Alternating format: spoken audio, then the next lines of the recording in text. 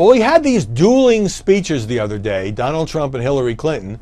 And Clinton was accusing Trump of not only being a kind of a champion for the alt-right, for the alternative right, people who she would describe as including white supremacists, anti-Semites, anti-Muslims, and others, and saying that he has said things that have fostered racial prejudice. But he hit back at her and called her a bigot more than once. Anderson Cooper pressed Trump on this, and Trump kept saying, well, her policies are bigoted toward African Americans, and she doesn't really care about them because she is a supporter of these failed policies. But criticizing somebody's policy is not the same as using bigot. So this created a huge media firestorm. Of course, as it would. It's only August, and this kind of incendiary language is being used on both sides. It was interesting that the New York Times did a whole piece that was basically about Hillary Clinton's speech accusing Trump. And in the middle of that piece, there were 4 paragraphs saying in the speech, Trump hit back and defended himself and so forth. Whereas the Washington Post, like a lot of organizations, did it as dueling speeches, dealing with the rhetoric, the very hot rhetoric on both sides. So got an email from Judy Kay in North Carolina who simply writes, Dems have called Republicans racist for decades. Why has it become an issue when one Republican decides to hit back?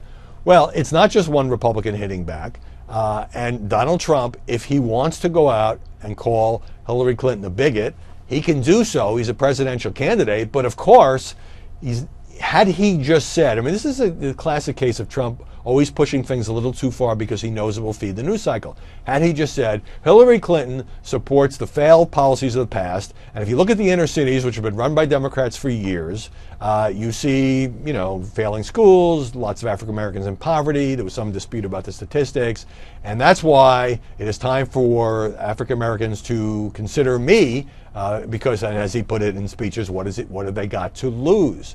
But when you have both sides saying this sort of thing, it's not that we're just singling out Donald Trump and beating up on Donald Trump for being a Republican who is fighting back and who, at the very least, even though he's done it to date before white audiences, and even though you can question some of his language, at least at this late date in his campaign, he is reaching out to African Americans. He's supported by what, about 5% is the highest in any recent poll. He should have done this earlier, but he is at least making this attempt. So I think it is our job as journalists to cover all of this fairly. Let's look at Hillary Clinton's record. Is the criticism fair? Is it fair to say she's a bigot? There's nothing in her record that suggests to me that that is fair.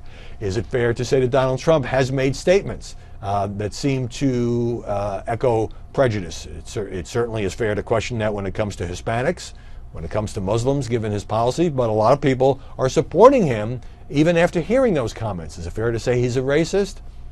Not in my view, but a lot of people disagree. But so, Judy, I think, you obviously like Donald Trump, or at least are sympathetic to his candidacy. It is our job to hold both candidates to the same standard. Lately, I don't think we've been doing that.